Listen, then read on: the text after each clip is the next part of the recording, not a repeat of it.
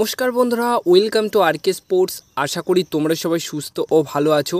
তো এই ভিডিওতে মোহনবাগান দলকে নিয়ে কিছু আপডেট শেয়ার করা রয়েছে। মোটামুটি দুটো আপডেট শেয়ার করা রয়েছে, গুরুত্বপূর্ণ আপডেটস।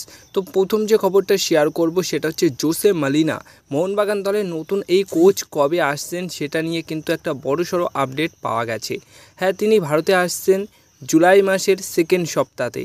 হ্যাঁ, জুলাই মাসের সেকেন্ড উইকেই তিনি কিন্তু ভারতে চলে আসবেন এবং তারপর এখানে এসে তার কাজ কিন্তু শুরু করে দেবেন মোহনবাগান দলকে নিয়ে। তার আগে তোমরা কিন্তু বেশ কিছু বড় বড় চমক মোহনবাগান দলে দেখতে পারবে, যেখানে বড় বড় সাইনিং বিদেশি নিয়ে, বড় বড় সাইনিং ডোমেস্টিক প্লেয়ারকে নিয়েও কিন্তু হতে চলেছে। তো জোসে মলিনা কিন্তু জুলাই মাসের দ্বিতীয় সপ্তাহে ভারতে আসছে।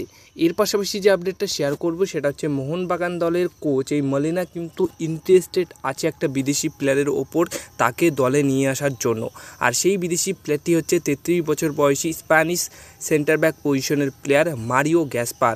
এই মারিও গ্যাসপার কিন্তু স্পেনের হয়ে 3টে ম্যাচ খেলেছিলেন ন্যাশনাল টিমের হয়ে। সেই 3টে ম্যাচে ডিফেন্ডার হয়ে তিনি কিন্তু 2টো গোল করেছেন। মানে বুঝতেই পারছো, মাত্র 3টে ম্যাচ খেলেছে, সেখানে তার 2টো গোল রয়েছে ডিফেন্ডার হিসেবে। 2015 সালে তিনি কিন্তু ম্যাচ খেলেছিল।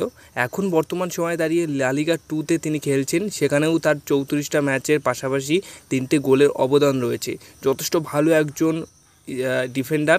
তো এই প্লেয়ারটির ওপর মোটামুটি ইন্টারেস্টেড রয়েছে, কিন্তু এখনও অবধি কোনোরকম আলোচনা হয়নি তাকে দলে নেবে কি নেবে না, কোনোরকম কথাবার্তাও বলা শুরু করেনি, শুধুমাত্র ইন্টারেস্টেড আছে। যদি এই প্লেয়ারটিকে ফাঁকা পায় বা যদি নেওয়ার মতো পরিস্থিতি আসে, তাহলে অবশ্যই মোহনবাগান দল বা কোচ মলিনা কিন্তু এই প্লেয়ারটিকে নিয়ে নেবে।